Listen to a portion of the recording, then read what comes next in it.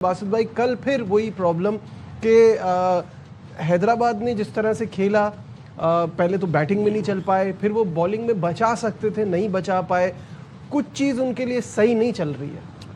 नजीब, कल मेरे ख्याल है बेहतर क्रिकेट इसलिए खेली इन दी एंड, जब 14 रन चाहिए थे लास्ट ओवर में, तो लगा था आज जीत जाएंगे। लेकिन स्टार्ट जो करा पूरे बैट्समैनशिप, चाहे वो मास सदाकत हो चाहे साइम हो, लंबा खेलना चाहिए था। आप देखें 4 आउट हो गए और उसके बाद जो 82 रन की पार्टनरशिप हुई है लबोशेन में और कुशल परेरा में, वो एक ऐसा टारगेट अचीव कर पाते 170-75 नजर आ रहे थे। 135 पे 5, उसके बाद आप 145 पे आउट हो जाए, ये क्रिकेट नहीं है। मतलब आपसे परफॉर्मेंस नहीं हो रही, पता चल रहा है। लेकिन जो उनके टॉप 4 हैं, उस्मान खान मतलब स्पिनर का बादशाह है वो, तो उसके बाद वो इस तरह आउट हो रहा है, तो हैरत की बात है। मेरे ख्याल है लड़कों की वजह से ये टीम डिस्टर्ब हो गई है। जितने पैसों में लिए लड़के या जितने प्लेयर लिए, उन्हें शो करना चाहिए ना, परफॉर्म करना चाहिए। अब इसमें हम ये कहेंगे हैदराबाद, माना उन्होंने कुछ प्लेयर ऐसे भी लिए जो अमेरिका में रहते हैं, वो कल नहीं खेले, लेकिन जो खेल रहे थे उन्हें तो परफॉर्म करना चाहिए ना। अब जैसे कुशल की बात कर रहे हैं, कुशल मेंडस, उसके खेलने कुशल परेरा, उसके खेलने का स्टाइल देखे आप। लबोशेन ने वो इनिंग्स खेली जो उसको खेलनी चाहिए थी।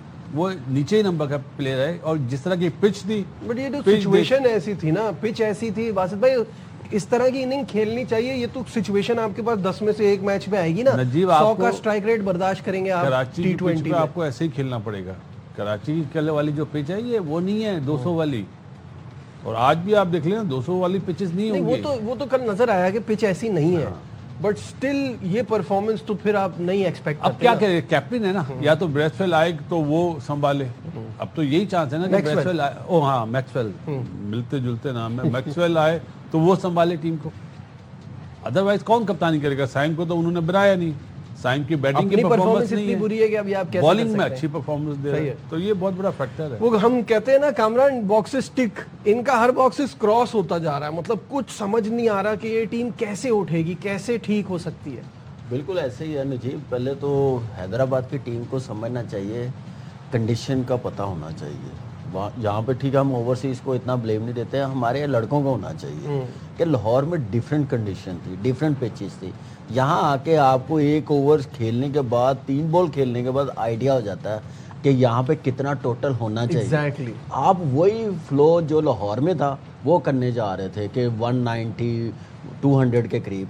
अब देखे तो सही, आपको 3 ओवर 165 बहुत आप देखे 3 ओवरों में ठीक कर लिया, लग गए, नया बॉल लग रहा था। लेकिन आप शॉट सिलेक्शन देखें क्या खेल रहे थे।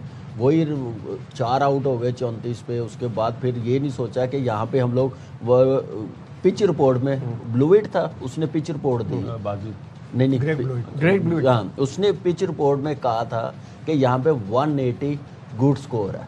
तो आप वही देख लेते हैं, पता कर लेते हैं। यही चीज़ है कि हमें गेम अवेयरनेस की बिल्कुल समझ नहीं आ रही, हमें कंडीशन की समझ नहीं आ रही। हमारे लड़कों को जो वो है, जो पाकिस्तान टीम में जैसे साइम है, मुश्किल हो रही थी, ठीक है आप स्टे तो करें। मानस ने किया है ना, स्टे किया, ठीक है 27 बॉलों पे 27 किया, लेकिन उस वक्त डिमांड थी टीम की, 4 आउट हो गए हुए थे। आप लंबा लेके जाएं, आप पावर प्ले फिर भी 51 का हो गया 4 आउट होने के बाद। तो ये चीज़ें हमारे लड़कों को सोचनी चाहिए, जरूरी है हमारे लड़कों ने। कंडीशन, और क्योंकि जो गेम अवेयरनेस बोल के हम कहते आ रहे हैं, लेकिन यहाँ हमारे जो अंडर 19 बच्चे हैं वो उनसे ज़्यादा मैच्योरिटी वाली क्रिकेट खेल रहे हैं। सारी चीज़ें नज़र आ रही, चाहे वो मास दाकत हो, चाहे वो समीर हो, चाहे शामिल हुसैन हो, चाहे साहिबजादा फरहान, आप देख लें अभी इनकी तरह इतना अरसा तो नहीं ना खेला हुआ। तो वो चीज़ें अडॉप्ट करनी पड़ेगी हैदराबाद की टीम को। अच्छी फाइट की है, अच्छा लास्ट ओवर तक गए हैं, लेकिन मेरे ख्याल से पेशावर ज़ल्मी ने भी वो उनको ऐसे नहीं लास्ट ओवर तक जाना चाहिए था, जैसे चाहिए था। इस पे हम आएंगे, ज़ल्मी पे हम आते हैं, क्योंकि ज़ल्मी अभी जीत रही है तो चीज़ों पे पर्दा थोड़ा पड़ जाता है कि ये इस तरह से जीती।